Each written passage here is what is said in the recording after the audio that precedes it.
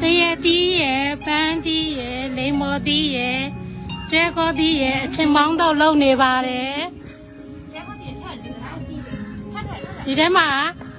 ငပြရပါတယ်ငရုတ်သီးမုတ်ကိုရန်လော်ထားတာပါတယ်ချိုမုတ်ပြီးရင်ပစုံချောက်ပါတယ်မြေပဲဆံပါပါတယ်ရှင်အများကြီးနေ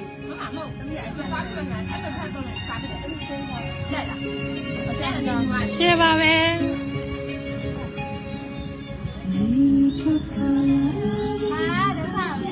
အချင်းမောင်းတော့လေးပါ